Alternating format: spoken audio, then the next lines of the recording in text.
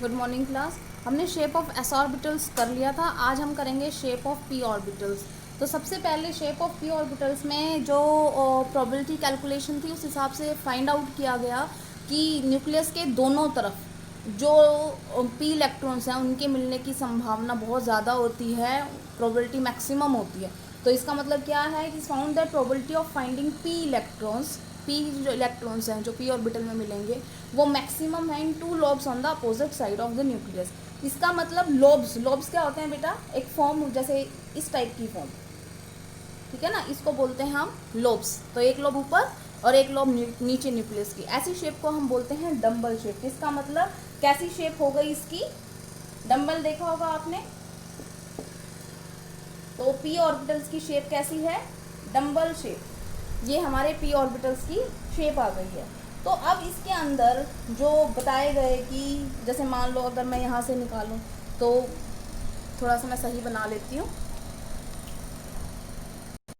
तो ये होती है बेटा डम्बल शेप्ड, दोनों साइड जो हैं, ये दोनों लोब्स जो हैं इक्वल हैं, दोनों साइड प्रोबेबिलिटी जो है मैक्सिमम है। तो एक साइड ऐसे लोब है, दूसरी साइड भी ऐसे लोब, इस तरीके का लोब है, ठीक है ना।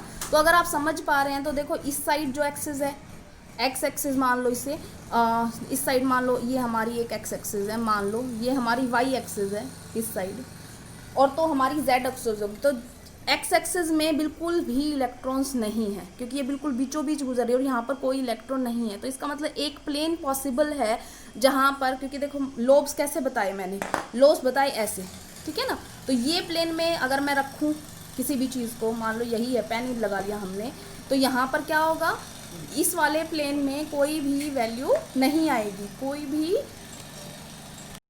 तो इसका मतलब हर एक जो ऑर्बिटल होगा उसमें एक नोडल प्लेन ज़रूर होगा। जैसे इसके अंदर ये नोडल प्लेन है, तो इस प्लेन में, उस एक्सिस में बिल्कुल भी एक भी पी इलेक्ट्रॉन नहीं मिलेगा। तो डम्बल शेप में इस तरीके से फिर क्या पॉसिबल है, देखो मान लो अगर मैंने आपको अभी बताया था पी की वैल्यू जो है 4 पी सबशेल, अगर हम नंबर ऑफ ऑर्बिटल निकाले तो एल की वैल्यू क्या थी पी के लिए बेटा, 1 थी। तो पॉसिबल वैल्यू कितनी थी, -1, 0, +1। इसका मतलब कितने ऑर्बिटल पॉसिबल हैं, 3 ऑर्बिटल्स पॉसिबल हैं। उन 3 ऑर्बिटल्स का नाम क्या है, एक है पी एक्स, ये बेटा स्मॉल ही हैं सारे, एक है पी वाई और एक है पी जेड। उन तीनों की शेप ऐसी ही होती है, डम्बल शेप। बस फ़र्क क्या होता है कि कौन सी एक्सिस अगर आपने ली है। फॉर एग्जांपल अगर मान लो ये एक्स एक्सिस है, ठीक है, अगर मैंने ये वाई एक्सिस बनाई है, और मान लो जेड एक्सिस, अब मैं 3 डायमेंशनल नहीं दिखा सकती, नहीं तो जेड एक्सिस ऐसे आ जाएगी ना, जो बिल्कुल आपका ये पेन दिखाई दे रहा है। तो यहाँ पर जो आया ये चीज़, ये मान लो जेड एक्सिस है, तो ये जो लोब्स अगर वाई एक्सिस की साइड हो तो इसका मतलब ये मैंने पी वाई बनाया है। अगर मैं इसी तरीके से शॉर्ट फॉर्म में बना देती हूँ बेटा, छोटा सा, ये तो हमने बना लिया, ये तो पी वाई था, तो हम दूसरा वाला बना लेते हैं।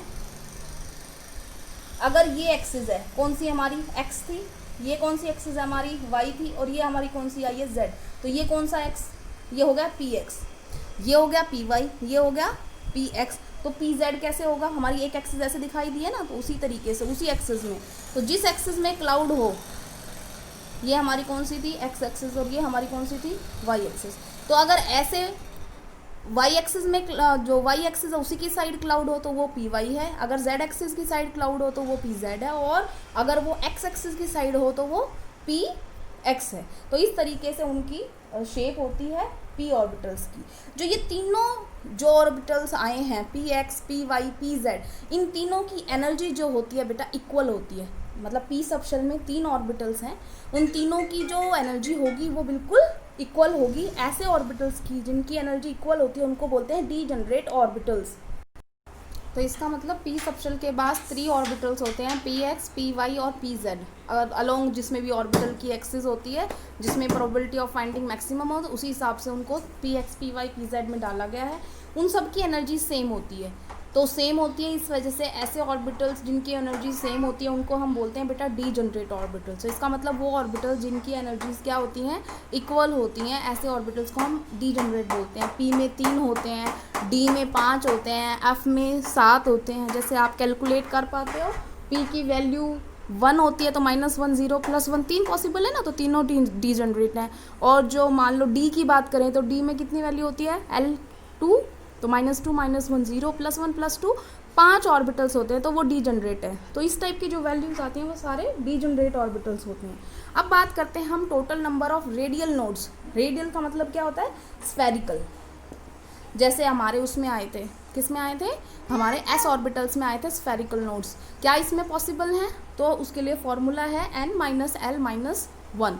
तो n कितना था वो आपका नंबर बताएगा। जैसे फॉर एग्जांपल हमने लिखा 4 2p ऑर्बिटल्स। अब 2p ऑर्बिटल्स के लिए इसके लिए क्या वैल्यू है? 2, तो 2 माइनस l मतलब कौन सा ऑर्बिटल है? यहाँ पर p है। अगर d होगा तो 2 वैल्यू होगा, p होगा तो 1 होगा, s होगा तो 0 होगा, ठीक है ना, इसी हिसाब से। तो p क्या है? 1 -1। तो कितने 2p ऑर्बिटल्स के लिए कितने नोड्स पॉसिबल हैं? 2 - 2, ये तो 0 है। इसका मतलब 2p ऑर्बिटल में कोई नोड्स नहीं होते, ठीक है। नोडल प्लेन बताया था वो आपको, वो अलग था, ठीक है ना। ये नोड्स की बात कर रहे हैं। अब बात कर रहे हैं 3p ऑर्बिटल्स की। तो 3p ऑर्बिटल्स के लिए 3 -1 -1, तो इसका मतलब कितना नोड पॉसिबल है? 1। तो 4p ऑर्बिटल के लिए इसी तरीके से 4 -1 -1, कितने नोड्स पॉसिबल है? 2, ठीक है। इस तरीके से हम क्या निकाल सकते हैं? हम नोड्स निकाल सकते हैं, ठीक है। अब आते हैं हम शेप्स ऑफ d ऑर्बिटल्स पर। तो अब हम बात कर रहे हैं बेटा शेप्स ऑफ d ऑर्बिटल्स की। देखो d ऑर्बिटल्स के लिए जो l की वैल्यू थी वो 2 थी, तो उसके लिए पॉसिबल m की वैल्यू कितनी हो सकती है? कितने ऑर्बिटल्स पॉसिबल हैं? -l से +l तक। तो -2 -1 0 +1 एंड +2। तो हमारे पास कितनी वैल्यूज़ आ गई? 1 2 3 4 5। तो हमारे पास d सबशेल के अंदर 5 ऑर्बिटल्स आए हैं, उन सब की एनर्जी सेम है। इसका मतलब इनके पास भी कितने d सबशेल के पास 5 डीजनरेट ऑर्बिटल्स हैं। उन पांचों की शेप यहाँ पर दिखाई गई है। ये 4 तो एक जैसे होते हैं, ऐसी शेप को बोलते हैं बेटा क्लोवर लीफ लाइक स्ट्रक्चर। इन चारों की तो सेम स्ट्रक्चर है, इसकी अलग है, इसकी डोनट शेप्ड है। डोनट शेप, डोनट देखा होगा आपने, ऐसा तरीके का होता है ना, ऐसे बीच में एक छेद होता है और ऐसे चारों तरफ से उसमें जो भी मैटर होता है वो होता है। तो इसका मतलब क्या, क्यों बोला इसे डोनट? एक तो लोब जो है वो p ऑर्बिटल्स की तरह है, और ये जो है ये एक रिंग डोनट की तरह इसके चारों तरफ है, ठीक है। तो इनके अलग अलग नाम है, वो नाम भी हम देख लेते हैं क्या क्या नाम है इनके। सबसे पहले तो आप समझो कि है क्या। देखो दो एक्सिस हैं, उन दोनों के अगर बीच में आ रहा है तो नाम होगा इसका dx और y, जिस एक्सिस के बीच में आ रहा है। तो इसका मतलब इसका का नाम क्या है? dxy, इस ऑर्बिटल का नाम। तो इसका क्या होगा बेटा? dyz। तो इसका नाम क्या होगा? z और x के बीच में आ रहा है तो dxz। यहाँ पे देखना ये इन दोनों के बीच में नहीं है, ये ऑन द एक्सिस है, ये एक्सिस के बीच में नहीं है, एक्सिस के एग्जैक्टली ऊपर है। तो नाम चेंज हो जाएगा, नाम चेंज होके क्या बनेगा यहाँ पर? dx² - y², ये इसका नाम हो गया। उसके बाद ये जो है ये सिर्फ z एक्सिस में है, पूरे का पूरा अगर आप देख पा रहे हो पूरी z एक्सिस में फैला हुआ है, तो इसका नाम है dz²। 5 ऑर्बिटल्स आए हैं हमारे पास, dxy dyz और dxz में। तो जो ऑर्बिटल जो एक्सिस का नाम आएगा वो इसके अंदर आ जाएगा, उसके बीच में मिलेंगे। जो ये x² - y² है उसमें उस एक्सिस के ऊपर आएंगे, बीच में नहीं आएंगे। और dz वाली z² जो वाली है उसमें p ऑर्बिटल जैसी शेप होगी, एक तो प्लस में डोनट जैसा एक सर्कल बीच में होगा। इसका मतलब इसके अंदर नोडल प्लेन निकालने मुश्किल है, नहीं निकलेंगे, क्योंकि चारों तरफ से ये रिंग आ रही है, तो इसमें ये सबसे इन चारों से अलग होगा, ठीक है। उसमें नोडल प्लेन नहीं मिलेंगे आपको। तो ये z एक्सिस पे होता है, इसलिए इसका नाम है dz²। अब बात करते हैं इसके अंदर नंबर ऑफ नोड्स की। तो नंबर ऑफ नोड्स की बात करेंगे तो नंबर ऑफ नोड्स, तो वैल्यू क्या थी नंबर ऑफ नोड्स की बेटा? n - l - 1, यही थी। n की वैल्यू कितनी है? 4 2d तो होता ही नहीं है, 3d होता है ना। क्यों नहीं होता 2d?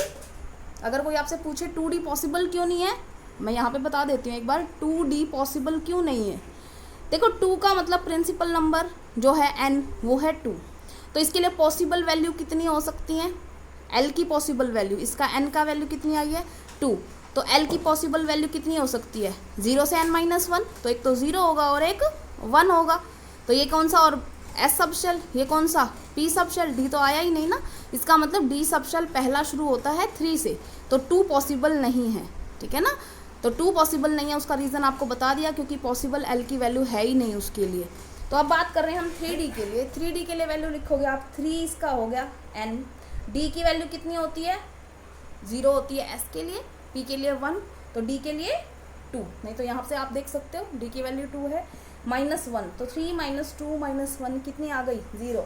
तो 3D ऑर्बिटल्स के लिए एक भी नोड नहीं होता है, ठीक है। ऐसे अलग फिर आप 4D के लिए जाओगे तो 1 आएगी, कैलकुलेट कर सकते हैं ना सोन, तो आप कैलकुलेट कर लेना 4D और 5D के लिए। तो बेटा आज हमने सारे जो ऑर्बिटल्स हैं वो कर लिए थे। बेटा f ऑर्बिटल बचा हुआ है, f ऑर्बिटल आपके सिलेबस में शेप के लिए नहीं है, क्योंकि वो बहुत कॉम्प्लेक्स शेप होती है, ठीक है। तो आपको सिर्फ s p d करने थे, वो हमारे कंप्लीट हो गए हैं। ये होमवर्क मुझे आज शाम 5 बजे तक मिल जाना चाहिए। Thank you class.